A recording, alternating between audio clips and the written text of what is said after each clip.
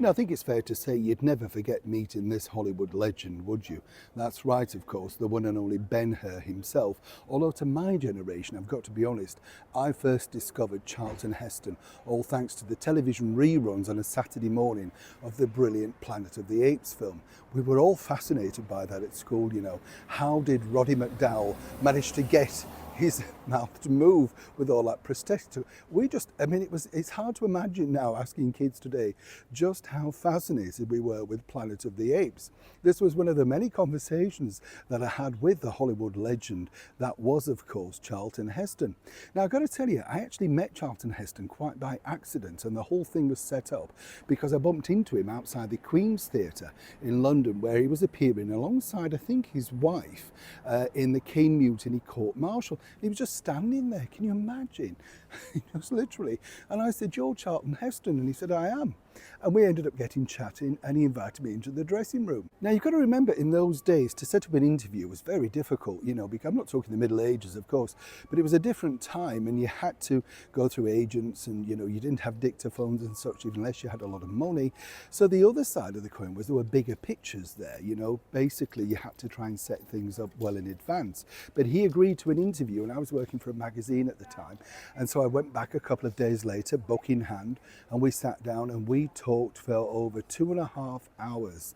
And the stories that he told me were incredible, and I will share many more, of course, in the fullness of time. But this one I wanted to point out because I think it's fascinating when you think, because it just shows how powerful the studio system was back in the 50s and 40s and stuff like that. It's all about a fellow co-star, and one that was backed up by the beautiful Debbie Reynolds as well. Remember, of course, in my era, one of the big TV series was Heart to Heart, starring the beautiful Stephanie Powers and, of course, the very handsome Robert Wagner. Now, Robert Wagner had been a star for many years, but of course, by the time this Aaron Spelling production came along, it was a jolt in, of course, for popularity. Suddenly he was back in again, front cover magazines. Everybody loved Heart to Heart. Did you? I loved it. Of course, it was glitzy, glossy, and who remembers this? Yes, who remembers this, should I say? Freeway the dog. Loved Freeway, didn't you? Max the butler. He didn't look like he could do much, did he? But there you go. You know, fabulous character though. Now, what was interesting was, basically, Charlton Heston, of course, at that point, had been and done all sorts of different stuff. But the Colbys was a big TV thing that, you know, they kind of had a go off as a spin-off from Dynasty, trying to eke out more money, you know, from Aaron Spelling Productions. And of course, Charlton Heston was starring alongside Barbara Stanwyck. Now, Barbara Stanwyck apparently didn't want to do the show, but many people had turned it down and they kept upping the money, so she agreed. And, it did add a lot of class to that production, showed a lot of people. I remember Tracy Scoggins, do you remember her? She told me what she learned from Barbara simply because she was such a superb actress.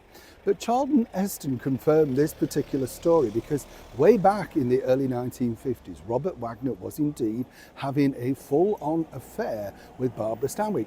Nothing wrong with that, you might think, other than Robert was only around about 22, 23, and she was 45.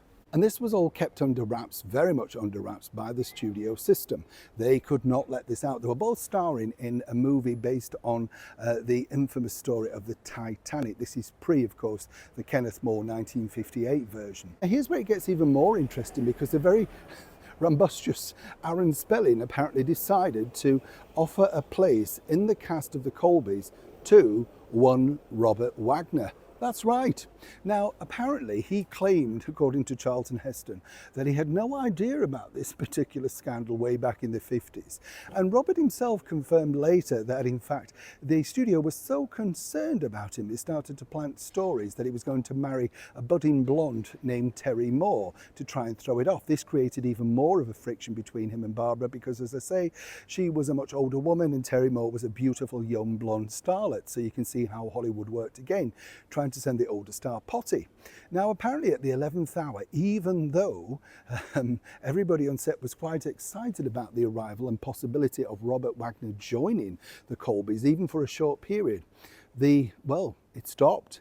And according to Charlton, this was all down to Barbara Stanwyck. And she basically said she couldn't be in any scenes with him. She wasn't very pleased about it. And if they wanted her to continue, blah, blah, blah, you know, that sort of stuff. So the other side of the coin was really that Barbara Stanwyck, all those years later, may have been hurt and spurned by her younger lover. But in the end, she was able to say no.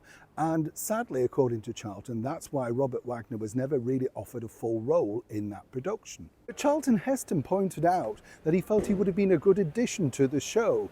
Now, what you have to remember with Charlton Heston was he wasn't overly thrilled that Barbara Stanwyck was given the, shall we say, more prestigious dressing room, higher billing, all of that sort of thing. So even in their older age, Hollywood stars would definitely try their very best to upstage one another. But it just goes to show how deep the love was between Robert Wagner and Barbara Stanwyck. And as Debbie Reynolds pointed out, she never truly got over him. That is, as I often say, the darker, more mysterious side to the world of the golden age of Hollywood. Neil Sean in the very heart of London.